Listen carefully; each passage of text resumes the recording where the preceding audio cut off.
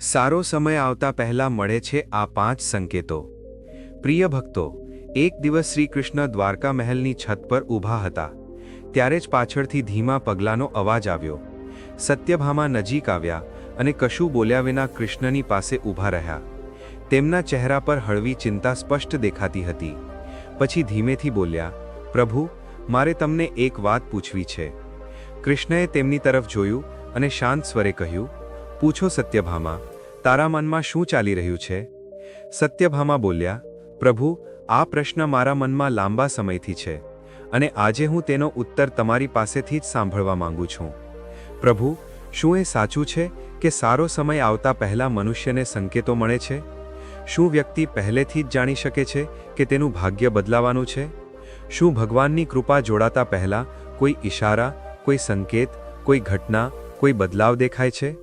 ભગવાન કૃષ્ણએ સત્યભામાના પ્રશ્નોને ધ્યાનથી સાંભળ્યા। પછી શાંત પણ ગંભીર અવાજમાં બોલ્યા, સત્યભામા, તે આજે કોઈ સાધારણ પ્રશ્ન નથી કર્યો। આ મનુષ્ય જીવન અને ભગવાનની લીલાના ગહન રહસ્ય સાથે જોડાયેલો સવાલ છે। હા, સંકેતો મળે છે।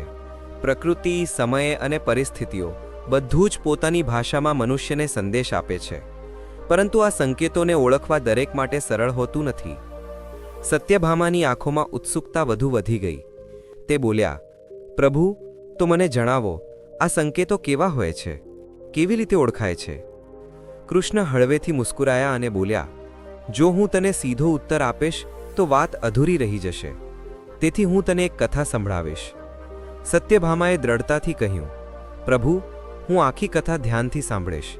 કૃપા કરીને તે કથા જણાવો। મિત્રો, આજની આ કથા ખૂબ જ જ્ઞાનવર્ધક છે, માટે તમને વિનંતી છે કે આ વિડીયોને અંત સુધી જરૂર જુઓ અને વિડીયોને લાઇક કરી તમારા મિત્રો અને સગા સંબંધીઓ સાથે શેર જરૂર કરો અને કમેન્ટમાં જય શ્રી કૃષ્ણ લખવાનું ભૂલશો નહીં। પછી કૃષ્ણજીએ કથા શરૂ કરી। બહુ સમય પહેલાંની વાત છે। શિવપુર એક સાધારણ ગામ હતું, જ્યાં એક સમયે રાજન નામના વ્યક્તિનો પરિવાર આખા ગામમાં સૌથી સંપન્ન ગણાતો હતો। મોટા ખેતરો, પશુઓ, અનાજના ભરેલા કોઠાર બધું જ હતું તેમની પાસે। પરંતુ થોડા જ વર્ષોમાં પરિસ્થિતિઓ એટલી બદલાઈ ગઈ કે તે જ પરિવાર બે સમયના રોટલા માટે પણ સંઘર્ષ કરવા લાગ્યો। લોકો પહેલાં સન્માનથી વાતો કરતા હતા, હવે મહેણા મારતા હતા। આમનું ધન કોઈએ બાંધી દીધું છે, આમના પર કાળો જાદુ કરવામાં આવ્યો છે, આમનું ભાગ્ય બંધ થઈ ચૂક્યું છે। આવા શબ્દો રાજન અને તેની પત્ની સુમિત્રાની પાછળ અવારનવાર ફેંકવામાં આવતા હતા। રાજન શાંત સ્વભાવનો હતો, વિરોધ નહોતો કરતો, બસ સાંભળતો ને ચૂપચાપ પોતાના કામમાં લાગી રહેતો। પરંતુ સુમિત્રા માટે આ બધું સાંભળવું સરળ નહોતું।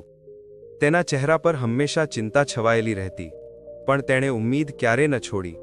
તે અવારનવાર રાજનને કહેતી, લોકો ભલે ગમે તે કહે, મને વિશ્વાસ છે કે ભગવાન આપણો સાથ છોડી શકે નહીં।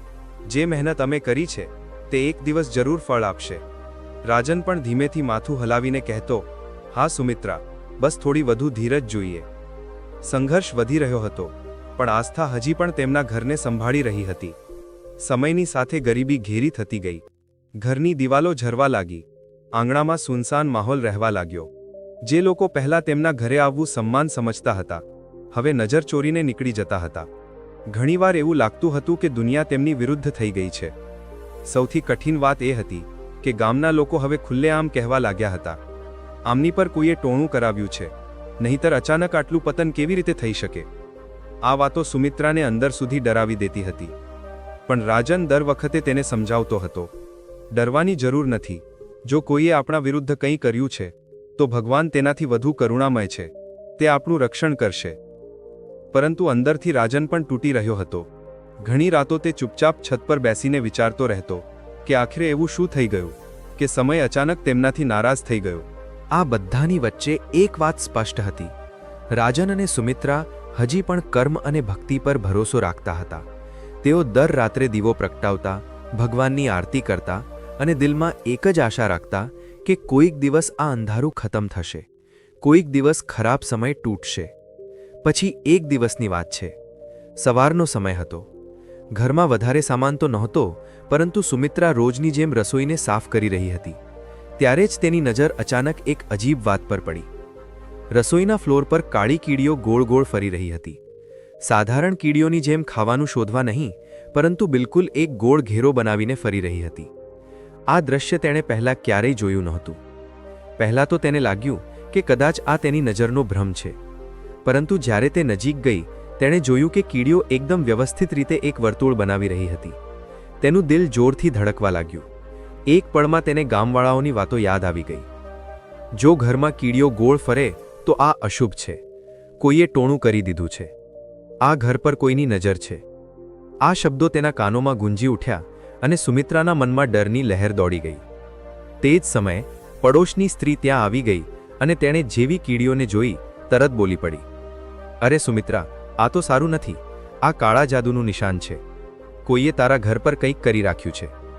તેના અવાજમાં ડર પણ હતો અને મહેણાવાળી તીવ્રતા પણ.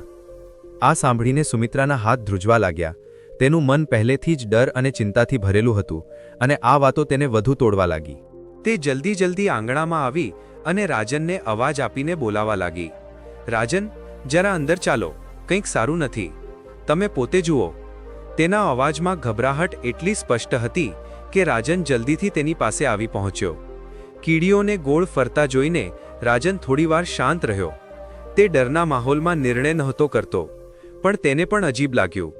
સુમિત્રાની આંખોમાં પાણી ભરાઈ આવ્યું અને તે બોલી ઉઠી, રાજન, શું આ ખરેખર ખરાબ સંકેત છે?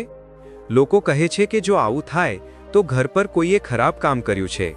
તેનો અવાજ તૂટેલો હતો. રાજને તેને સંભાળતા કહ્યું, ડર નહીં સુમિત્રા, જો આ સંકેત છે પણ તો પહેલાં તેનો સાચો અર્થ સમજવો જરૂરી છે. આપણે અંદાજા લગાવીને પોતાને કેમ ડરાવીએ? સુમિત્રાએ કહ્યું, તો આપણે કોને પૂછીએ? રાજાને તરત નિર્ણય લીધો, હું સાધુ બાબા પાસે જઈશ, તે જ સૌથી સાચી વાત જણાવશે. નિર્ણય ત્યારે થશે કે આ ખરાબ છે કે સારું. થોડીવાર પછી રાજન જંગલ તરફ નીકળી પડ્યો, જ્યાં સાધુ બાબા તપસ્યા કરતા હતા. રસ્તો લાંબો હતો, પરંતુ રાજન એક પગલું ઝડપથી વધારતો ગયો, કારણ કે તેના મનમાં સુમિત્રાનો ડર અને ઘરની અસ્થિરતા સ્પષ્ટ દેખાઈ રહી હતી. ઘણા દિવસોથી જમા થયેલો તણાવ આજે તેના ચહેરા પર પૂરી રીતે દેખાઈ રહ્યો હતો. સાધુ બાબા પાસે પહોંચીને રાજને આખી વાત એક શબ્દમાં જણાવી, બાબા, આજે અમારા ઘરમાં કાળી કીડીઓ ગોળ ફરી રહી હતી. લોકો કહી રહ્યા છે કે આ કાળો જાદુ છે. હું સત્ય જાણવા માંગુ છું, શું ખરેખર આ ખરાબ સંકેત છે? તે પૂરી રીતે સાધુની તરફ આશાભરી નજરોથી જોઈ રહ્યો હતો. સાધુ બાબાએ શાંત અવાજમાં કહ્યું, બેટા, આ ખરાબ નથી, આ તો શુભ સંકેત છે. જ્યારે કીડીઓ ગોળ ફરે તો તેનો અર્થ છે કે ઘરમાં અન્નની ઊર્જા પાછી ફરી રહી છે. આ લક્ષ્મી આગમનનો પહેલો સંકેત છે. લોકો ડરને કારણે તેને ખોટું માની લે છે, પરંતુ વાસ્તવમાં આ ઘરમાં શુભ સ્પંદનોના વધવાનો સંકેત છે. રાજન હેરાન અને રાહત અનુભવતા બોલ્યો, તો બાબા, આનો મતલબ એ છે કે અમારા ઘરનો ખરાબ સમય પૂરો થવાનો છે? સાધુ મુસ્કુરાયા અને બોલ્યા, હા બેટા, આ સંકેત જણાવી રહ્યો છે કે તારો સારો સમય નજીક છે. રાજનના મન પરથી જાણે એક ભારે પથ્થર હટી ગયો. ઘરે પહોંચતા જ તેણે સુમિત્રાને બધું જણાવ્યું. તે પહેલાં તો વિશ્વાસ ન કરી શકી, પણ જ્યારે રાજને દ્રઢ અવાજમાં કહ્યું, આ ખરાબ નહીં, શુભ છે, ત્યારે લાંબા સમય પછી તેના ચહેરા પર રાહતની હળવી ચમક દેખાઈ. આ પછી થોડા દિવસો સુધી ઘરમાં થોડી શાંતિ બની રહી. સુમિત્રાનો ડર ઓછો થયો, પરંતુ મનના એક ખૂણામાં હજી પણ અસ્થિરતા હતી, કારણ કે ગરીબી, તણાવ અને લોકોની વાતો પૂરી રીતે ખતમ નહોતી થઈ. એક બપોરે સુમિત્રા ઘરની દિવાલ સાફ કરી રહી હતી, પણ અચાનક તેની નજર દિવાલના એક ખૂણા પર પડી અને તેનું દિલ એકદમથી ધડકી ઉઠ્યું. ત્યાં 3 ગરોળીઓ હતી અને અજીબ વાત એ હતી કે તે ત્રણેય એક જ દિશામાં લગભગ એક જ ગતિથી એકબીજાની પાછળ ચાલી રહી હતી. આ દ્રશ્ય એટલું અનોખું હતું કે સુમિત્રા થોડી પળ માટે થંભી જ ગઈ. તેણે આજ સુધી એકસાથે 3 ગરોળીઓને આ રીતે ચાલતા ક્યારેય નહોતી જોઈ. તે જ સમયે બહારથી 2 સ્ત્રીઓ પસાર થઈ રહી હતી. જેવી તેમણે સુમિત્રાને ગભરાયેલી જોઈ, તે તરત અંદર ડોક્યું કરીને બોલી ઉઠી, અરે, 3 ગરોળીઓ? આ તો બહુ અશુભ છે. આનો મતલબ છે કે ઘરનું ભાગ્ય રોકાઈ ગયું છે. ઉપરથી પહેલેથી જ તમારા લોકો પર ટોણા ટોટકા કરેલા છે. હવે તો હાલ વધુ બગડશે. તેમના મહેણા તીરની જેમ સુમિત્રાના દિલમાં ઉતરતા ગયા. પહેલી કીડીઓવાળી ઘટનાએ તેને પહેલેથી જ ડરાવી દીધી હતી અને હવે આ નવી વાત તેના માટે કોઈ આઘાતથી ઓછી નહોતી. તે લગભગ રડવા લાગી અને ગભરાઈને બોલી, હે ભગવાન, આ બધું અમારા જ ઘરમાં કેમ થઈ રહ્યું છે? સ્ત્રીઓ પોતાના અંદાજમાં ગણગણતી આગળ વધી ગઈ, પરંતુ તેમના શબ્દોએ સુમિત્રાના મનને પૂરી રીતે અસ્થિર કરી દીધું. થોડા સમય પછી રાજન ઘરે પાછો આવ્યો તો તેણે સુમિત્રાને બેચેન અને પરેશાન જોઈ. તે તરત બોલ્યો, શું થયું સુમિત્રા? તું આટલી ગભરાયેલી કેમ છે? સુમિત્રાએ મોડું કર્યા વિના તેને દિવાલ બતાવીને કહ્યું, 3 ગરોળીઓ. રાજન, લોકો કહી રહ્યા હતા કે આ બરબાદીનો સંકેત છે. આ અમારા ઘરમાં જ કેમ થઈ રહ્યું છે? શું ખરેખર અમારા ઉપર કંઈક ખરાબ કરવામાં આવ્યું છે? રાજને એક ઊંડો શ્વાસ લીધો અને શાંત અવાજમાં કહ્યું, સુમિત્રા, પહેલાં પણ તું ડરી ગઈ હતી, પણ તે સંકેત સારો નીકળ્યો. આ વખતે પણ આપણે કોઈની વાત માનીને પોતાને ડરાવીશું નહીં. આપણે ફરીથી સાધુબાબાને પૂછીશું, તે જ સત્ય જણાવશે. સુમિત્રાએ હામાં માથું હલાવ્યું, પરંતુ તેનો ડર હજી પણ સ્પષ્ટ દેખાઈ રહ્યો હતો. રાજન ફરી સાધુબાબા પાસે પહોંચ્યો. સાધુબાબા તેની ગભરાહટ સમજીને બોલ્યા, શું થયું બેટા? તું ચિંતિત લાગી રહ્યો છે? રાજને તરત કહ્યું, બાબા, આ વખતે અમારા ઘરમાં 3 ગરોળીઓ એક જ દિશામાં દોડતી દેખાઈ. લોકો કહી રહ્યા છે કે આ બહુ મોટો અશુભ સંકેત છે. હું તમારી પાસેથી જાણવા માંગુ છું કે સત્ય શું છે. શું આ ખરાબ છે કે કોઈ અર્થ છે આનો? સાધુબાબાએ આંખો બંધ કરી. થોડી ક્ષણ શાંત રહ્યા. પછી બોલ્યા, રાજન, લોકોની વાતોમાં ન જાઓ. 3 ગરોળીઓ બરબાદીનો નહીં, પરંતુ ઉન્નતિનો સંકેત છે. રાજન આશ્ચર્યથી તેમની તરફ જોતો રહ્યો. સાધુએ આગળ સમજાવ્યું, 3 ગરોળીઓ 3 ગુણોનું પ્રતીક છે: સત્વ, રજસ અને તમસ. જ્યારે આ ત્રણે એક દિશામાં ચાલે છે તો તેનો મતલબ છે કે જીવનમાં અવરોધો હટી રહ્યા છે અને ઉર્જા સંતુલિત થઈ રહી છે. આનો અર્થ છે કે તારા ઘરનું ભાગ્ય ફરીથી જાગવાનું છે. રાજનની આંખોમાં રાહતની ચમક ભરાઈ ગઈ. તે બોલ્યો, બાબા, મતલબ આ પણ શુભ છે? સાધુ મુસ્કુરાયા અને બોલ્યા, હા બેટા, આ સારા સમયના આવતા પહેલા મળનારા સંકેતોમાંનો એક સંકેત છે.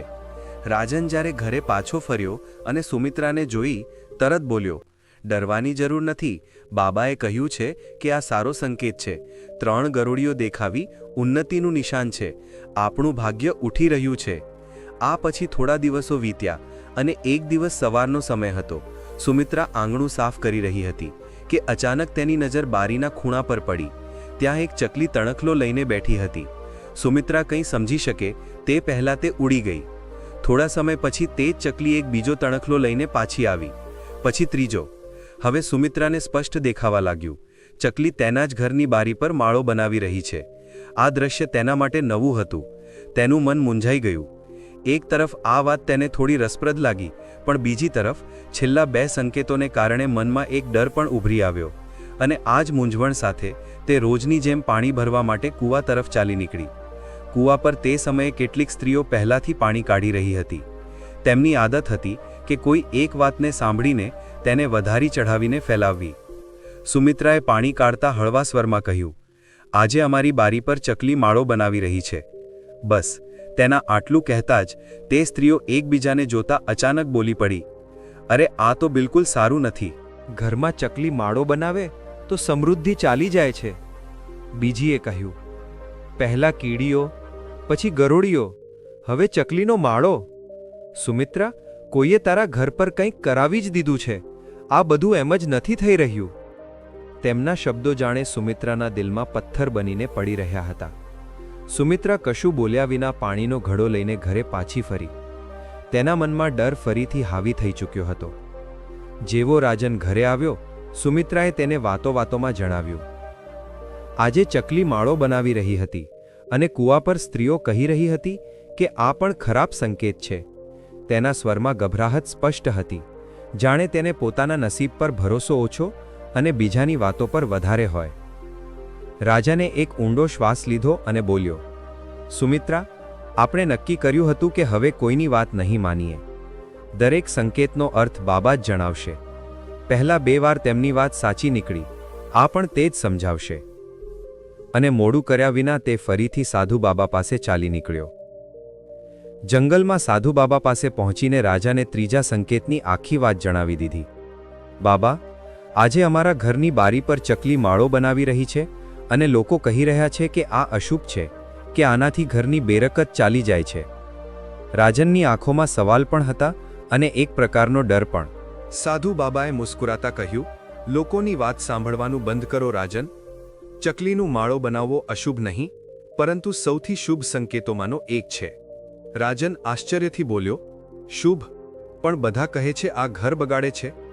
બાબાએ સમજાવતા કહ્યું, બેટા, ચકલી ક્યારે અસ્થિર, અશુદ્ધ કે ડરાવની ઊર્જાવાળા ઘરમાં માળો નથી બનાવતી. તે ત્યાં ઘર બનાવે છે જ્યાં આશા, સુરક્ષા અને સકારાત્મક ઊર્જા હોય. આ માં લક્ષ્મીનો ત્રીજો સંકેત છે કે તારા ઘરમાં સ્થાયિત્વ પાછું ફરી રહ્યું છે. માળો બનવો સ્થાયી બરકતનો સંકેત છે, નુકસાનનો નહીં.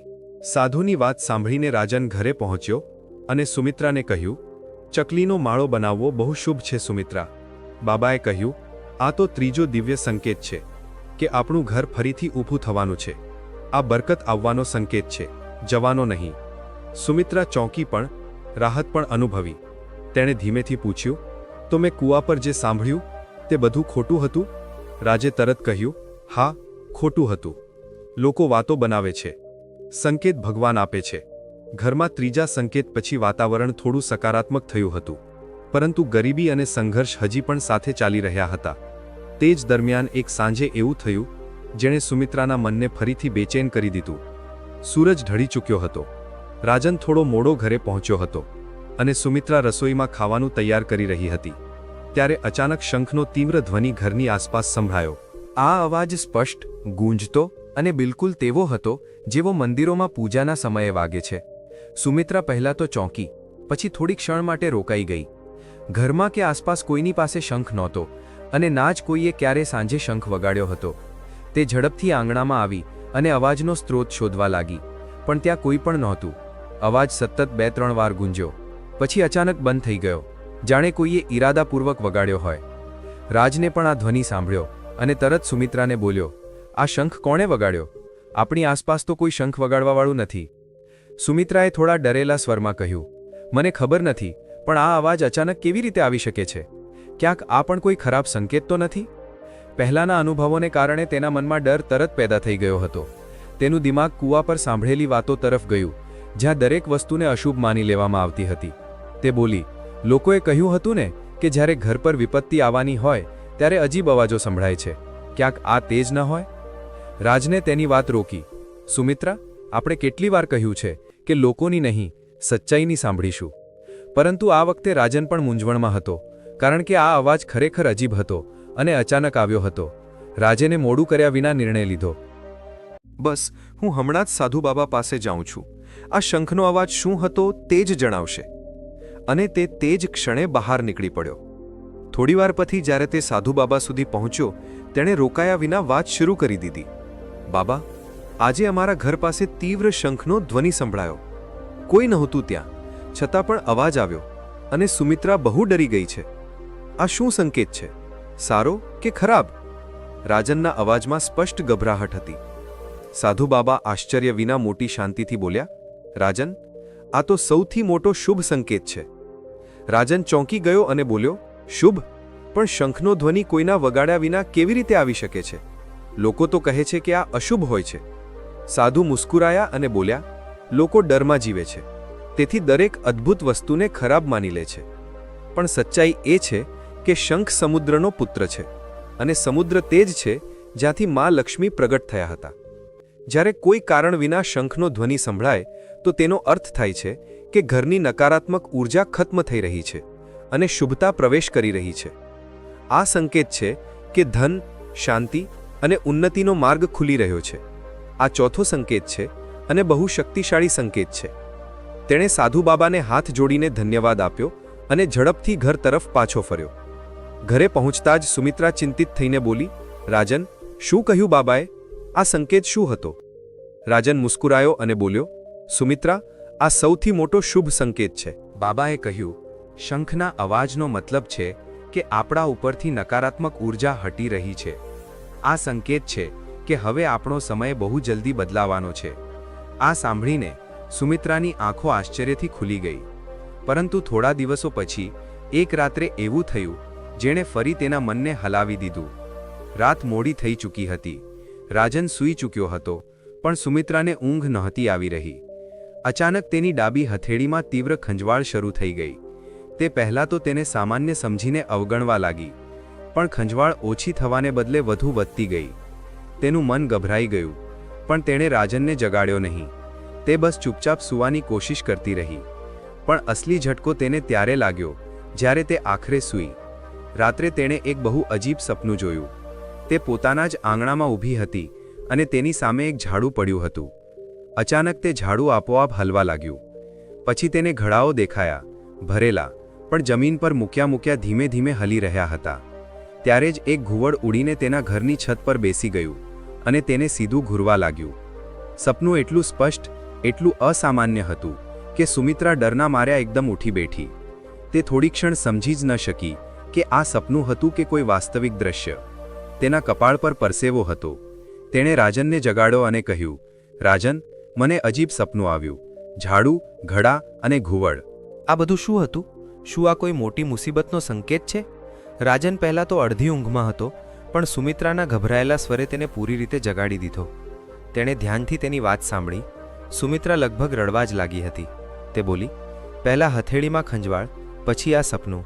મને બહુ ડર લાગી રહ્યો છે રાજન. લોકો કહે છે કે આવા સપના અશુભ હોય છે. ક્યાંક અમારા ઉપર કોઈ નવી મુસીબત તો નથી આવવાની? રાજન પોતે પણ અંદરથી વિચલિત હતો, પરંતુ તેણે તેને શાંત કરતા કહ્યું, સુમિત્રા, હવે આપણે કોઈની વાત નહીં માનીએ. આપણે પહેલાં પણ જોયું છે કે લોકો જે કહે છે તે સાચું નથી હોતું. આપણે હમણાં બાબા પાસે ચાલીશું. આ સંકેત શું છે તે જ સાચો અર્થ જણાવશે. સવાર થતાં જ હું ફરી જઈશ. સવાર થતાં જ રાજન ફરી જંગલ તરફ નીકળી પડ્યો, પરંતુ આ વખતે તેના અંદર બેચેની વધુ હતી, કારણ કે આ વખતે સંકેત સપનાઓ સાથે જોડાયેલો હતો. સાધુ બાબા પાસે પહોંચીને તેણે રોકાયા વિના વાત શરૂ કરી દીધી.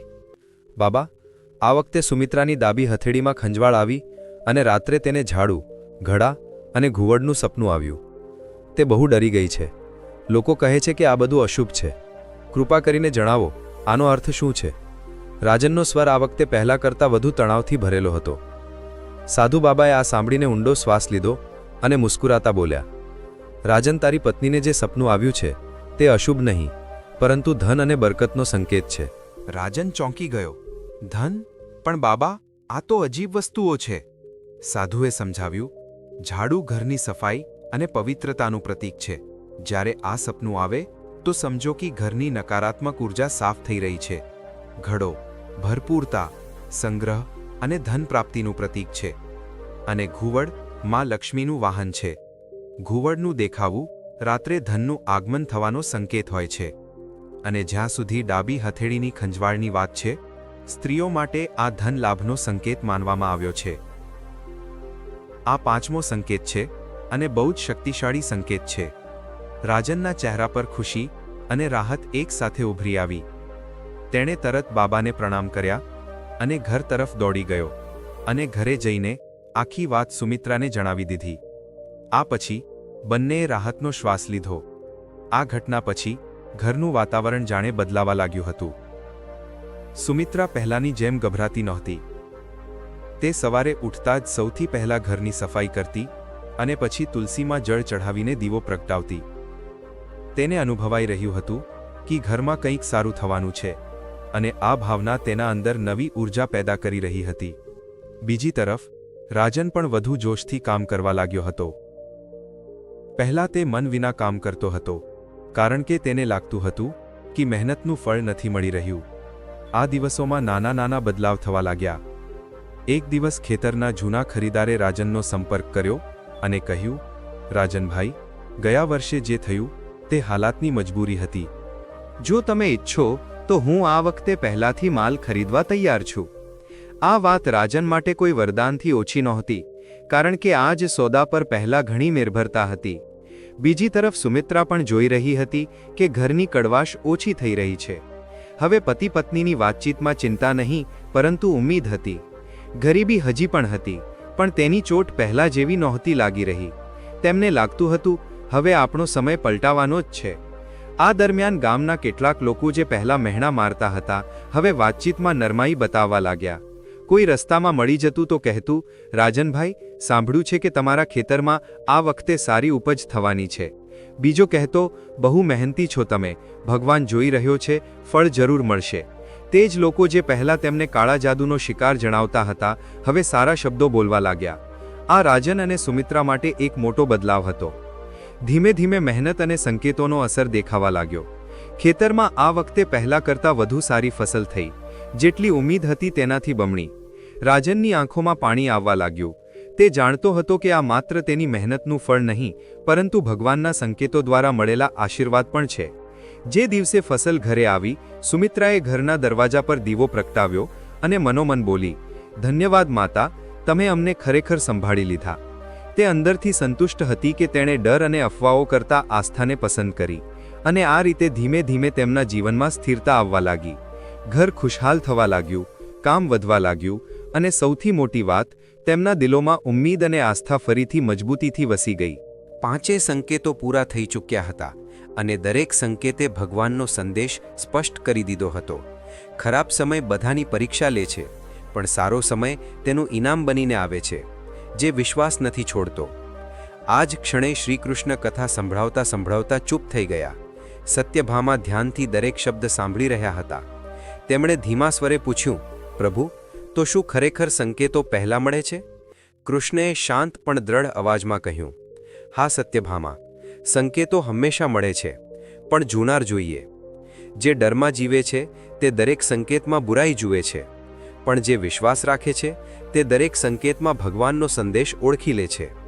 સત્યભામાએ પૂછ્યું, અને રાજન અને સુમિત્રાના જીવનમાં જે થયું તે આ 5 સંકેતોને કારણે? કૃષ્ણએ મુસ્કુરાતા કહ્યું, સંકેતો માત્ર શરૂઆત હોય છે, ભાગ્ય બદલાય છે આસ્થા અને કર્મથી. રાજન અને સુમિત્રાએ બંને નિભાવ્યા, તેથી ભગવાને તેમને સંભાળી લીધા. સત્યભામાએ ઊંડો શ્વાસ લેતા કહ્યું, પ્રભુ, હવે મને સમજાયું, જ્યારે ભગવાન કૃપા કરવા આવે છે તો પહેલા સંકેત મોકલે છે. કૃષ્ણ બોલ્યા, હા દેવી, બરાબર આવું જ થાય છે. અને જ્યારે સંકેત દેખાય તો મનુષ્યએ ડરવું ન જોઈએ, આભારી થવું જોઈએ, કારણ કે સંકેતો ત્યાં જ આવે છે જ્યાં બદલાવનો સમય આવી ચૂક્યો હોય છે. સત્યભામા શાંત થઈને બોલ્યા, હવે મારા બધા પ્રશ્નો સમાપ્ત થઈ ગયા પ્રભુ, ધન્યવાદ. કૃષ્ણએ મુસ્કુરાતા કહ્યું, દેવી, જ્યારે મનુષ્યનો સમય બદલાવાનો હોય છે તો બ્રહ્માંડ બોલવા લાગે છે, બસ સાંભળવાવાળો હોવો જોઈએ. તો પ્રિય મિત્રો, જો તમને આ પાવન કથા પસંદ આવી હોય તો વિડીયોને લાઇક, શેર અને ચેનલને સબસ્ક્રાઇબ જરૂર કરો અને કોમેન્ટમાં જય માં લક્ષ્મી અને જય શ્રી કૃષ્ણ જરૂર લખો. ધન્યવાદ.